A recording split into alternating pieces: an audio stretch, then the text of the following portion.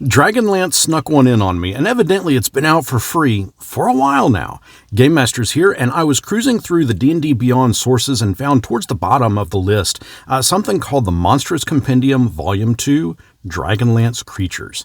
There are some hidden gems in here, and as I mentioned, this is found on D&D Beyond, but you can expect to find, I think it's 11 creatures, if I counted them correctly. Anyways, these are all free monsters that you can throw into your campaign, and while I'm not going to break down each one's individual stat block, I will give you their more interesting aspects.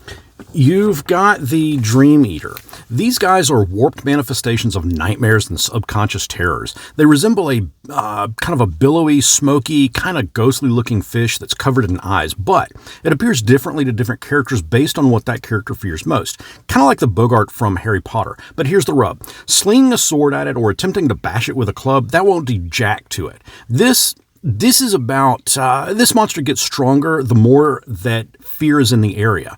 And to defeat it, you have to remove the fear and terror from those around it. This makes a bard or someone that is persuasive, strong in persuasive abilities, a very valuable asset against these creatures. And they have a CR rating of 7. Ember is another monster given in this, and simply put, Ember is a dragon that has a CR of 22. Yes, this is a massive red dragon that has a challenge rating of 22. Ember is also known as Pyros, and he directly serves the Dragon Queen herself. As such, she has granted to him Calescent Aura. Essentially, he exudes heat, where if you fail a Constitution check, you're going to take 2d6 fire damage and find yourself frightened. Further, his breath weapon can dish out a whopping 16d6 fire damage, and if you are reduced to 0 hit points, guess what? You're instantly reduced to ash. The Forest Master is a fair amount less lethal than Ember, clocking in with a CR of 8. This is a wise unicorn that rules over all the creatures found in the darkened wood of Krynn. This is one that you'll likely want to befriend as opposed to outright wanting to slay it, mainly because if you can gain the Forest Master's favor, you'll find yourself blessed with heals and protection as you make your way through those woods. However, should you attempt to strike it, the Forest Master may very well burst out erupting briars, causing a large wall of thorns to erupt up and deal 68 piercing damage should you fail a DC 15 dexterity save. One thing that isn't in this compendium is the creature of Thumbs Up. It's of good alignment and grants to me a special bonus of having more eyes check out my videos, and if you summon it by clicking the thumbs up button, I'll thank you kindly. The Foresworn are up next, which appears as a spectral, spirit, because that's what they are. They are the spirits of fallen Solamnic knights that, and what's more, they maintain their martial prowess that they had in life, but there's more. They also have access to a bit of magic, even if they weren't casters in life, and if you aren't careful, they can even summon additional Foresworn to aid in battle. The Foresworn have a CR of 6, but get this. They are typically of lawful good alignment and will generally stay around as this undead spectral spirit until they are completed with the task that they had in life. Perhaps protecting a family's bloodline or protecting an artifact from being stolen. Irda is a creature that the Dragon Queen created long ago. Showing up as almost any alignment, a lot of them stick to and embrace their wicked creator's teachings. They are distantly related to the Oni and ogres and other giant folk, but the Irda's skin has a shimmering sheen that ranges through shades of indigo and sea green. They can change shape and create illusions, and the typical Irda that players will run across are Irda Seekers. These are more or less spies that use their powers of illusion and shape changing to that benefit. And there are the Irda Veil Keepers. These ones have mastered their illusionary powers and can create mirages to kind of disorientate the would-be attackers. The Nevermind Gnomes. Okay, in a distant island on Krynn, Sandcrest is a dormant volcano called Mount Nevermind. In that mountain thrives the Nevermind Gnomes. They pursue science as much as science exists within Dragonlance, as they attempt to create various machinations. There is the Nevermind Gnome Inventor that approaches creating machines with kind of reckless enthusiasm, and they will use their creations to attack and outwit foes.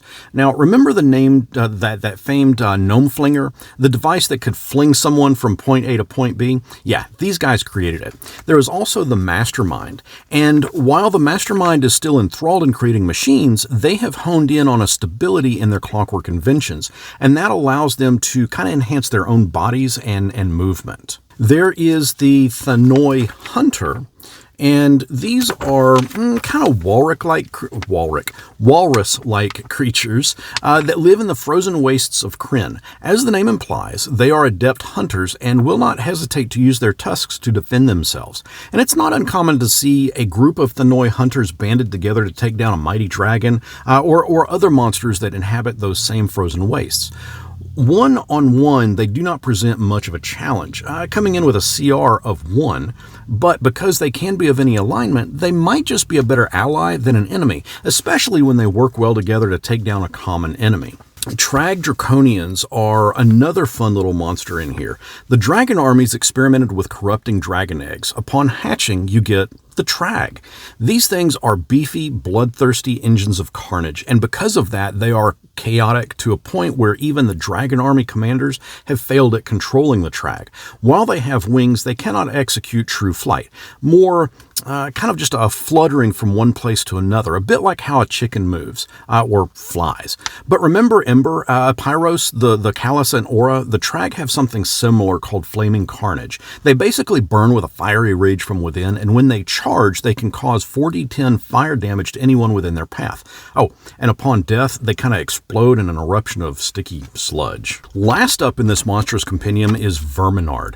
This High Lord leads the Red Dragon Army, the largest and most powerful of the Dragon Queen's forces. He has several tricks up his sleeves. Well, he doesn't actually have sleeves, but he's got several tricks.